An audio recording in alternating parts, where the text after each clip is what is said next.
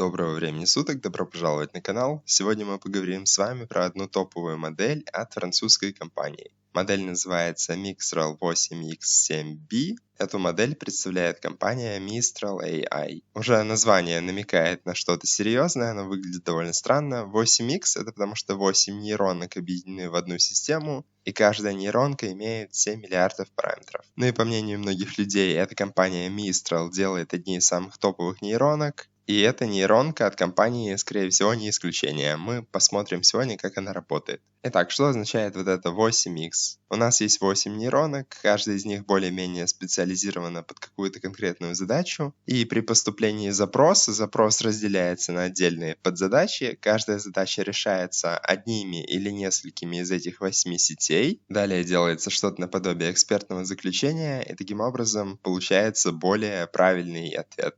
Итак, здесь в этой статье на Хабре описано вообще, какие основные у нас этапы. Вот у нас делятся задачи на подзадачи. Выглядит это примерно так. Таким образом объединяются предсказания разных сетей и выводится какой-то общий вывод. Вообще в ходе изучения этой статьи возникает вопрос, вообще насколько это ресурсоемко. 8 сетей, каждая по 7 миллиардов параметров. И вот здесь описано, что есть процесс на первом этапе отсечения неподходящих сетей. То есть те сети из 8 или эксперты, которые дадут, скорее всего, неправильный ответ, они сразу отсеиваются, и таким образом все это оптимизируется. И дальше еще некоторые иллюстрации. Здесь на этой картинке показано, как для каждого токена выбирается самый релевантный эксперт. Вообще такая архитектура, которая задействует не всю свою мощность, а какие-то узкоспециализированные куски, она довольно востребована. И здесь далее это описано. Почему? Потому что у нас в больших нейросетях довольно много нейронов, и при этом не все они дают нам какой-то правильный ответ. Поэтому мы можем дробить нашу сеть на несколько экспертов и выбирать самого подходящего эксперта из наших слоев. И вот здесь самое интересное – это сравнение ламы open-source GPT 3.5 и вот этой модели. И как видно, она не уступает вот этим двум, а в некоторых показателях она даже лучше. И за счет того, что наша модель состоит из 8 нейронок, вся эта система в целом меньше галлюцинирует, например, по сравнению с ламой. Вот такие вот дела. Есть также официальный сайт от Mistral AI. Здесь более подробно все это описано. Статья совсем свежая.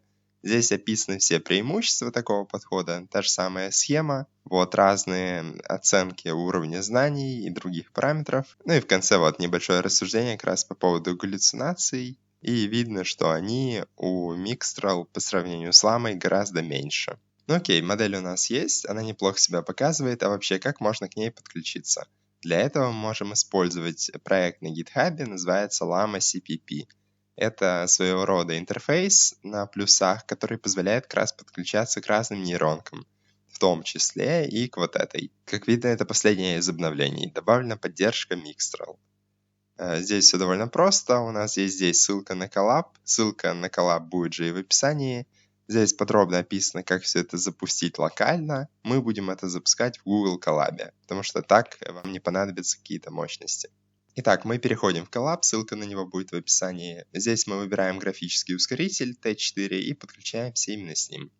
Окей, ну и дальше мы просто последовательно запускаем этот код. Здесь выводится справочная информация о том, что все у нас уже есть.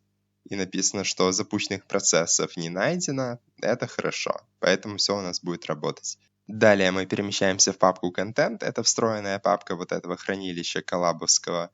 Далее мы удаляем вот этот файл CPP. Это на случай, если он у нас был. Клонируем заново этот файл с гита с флагом bmixtral, как раз для того, чтобы скачать файлы для нашей модели. Ну и далее нам надо скачать довольно специфичный файл для нашего Mixtral. Качаем его с Hugging Face при помощи вот этой get. Ну и все, запускаем это дело. Ну и как видно, объем у нас тут довольно серьезный, именно поэтому это удобно разворачивать на коллабе. Готово, ячейка выполнена. Далее мы, собственно, должны получить ссылку наподобие этой. Для этого мы запускаем этот код. У нас образовалась ссылка. Именно по этой ссылке мы будем коннектиться с интерфейсом управления Mixtral, поэтому можно ее скопировать. Ну и все, далее мы перемещаемся вот в эту папку и запускаем наш сервер на вот этом порте. Собственно, поэтому порт здесь прописан такой же. Запускаем это дело. Пока эта ячейка работает, мы можем взаимодействовать с нашей Mixtral. Ее выключать не нужно. Здесь, как видно, у нас идет некая загрузка, и когда она будет завершена, мы сможем запустить наш интерфейс. Все, в тот момент, когда у нас написано, что сервер запущен на этом порте, мы можем взять вот эту ссылку выше и перейти по ней. Вот по этой ссылке. Таким образом мы попадаем в интерфейс. И вот мы видим перед собой такой интерфейс. Во-первых, сразу бросается в глаза, что здесь масса настроек, и это еще не все. Можно настраивать еще вот тут. Но мы давайте на дефолтных настройках запустим какой-то промпт и посмотрим вообще, что получится. Для начала давайте напишем вот такой вот простой промпт и запустим это дело. Вот такой вот результат мы получаем. Все это выдается сплошным текстом, но можно сделать так, чтобы все это печаталось по одному слову. Нам придется это перевести, но это небольшая проблема. Переводим страничку. И здесь разные идеи. Например, мы можем создать API для классификации изображений. Можно создать службу анализа настроений, распознавания речи. В принципе, да, неплохие идеи. Платформа для создания чат-ботов — это что-то новое. На данный момент есть несколько платформ для создания ботов без кодинга. Но для того, чтобы создавать боты на основе ИИ-помощников, такого я еще не видел. Система для рекомендаций, система фильтрации контента, преобразование изображений в текст — это довольно интересная штука. Преобразование изображения в текст — это тоже довольно интересная штука. И есть идея создавать свои нейронки и продавать их за подписки. Вот как-то так это работает модель. Ответ получился вообще неплохой.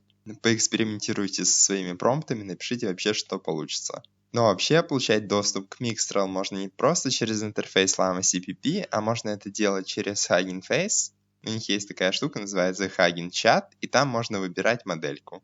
Ну вот, собственно, в этом видео это описывается. Здесь буквально вам надо зайти на сайт, зайти в Hugging Chat, выбрать модель, ну это если у вас есть аккаунт, и все. И вам дается возможность написать какие-то промпты, там есть свои ограничения, но в целом затестить можно. То есть, в принципе, вместо коллаба вы можете начать с этого Hugging Chat, это чуть более легкий вариант для тестирования модели. Но правда, в нем есть свои ограничения. Вот в целом, как так работает Mixtral через интерфейс Llama CPP. Если вам необходимо вернуться к настройкам, вы можете здесь сбросить и выставить всякие настройки. Здесь можно очень точно настроить эту модель под ваши нужды. Например, вам необходимо SEO-оптимизацию сайта, и вам нужно семантическое ядро, то есть слова, которые приблизительно приведут пользователя на ваш сайт. Ну и с помощью этих настроек можно очень узко сфокусировать нейросеть на решении этой задачи.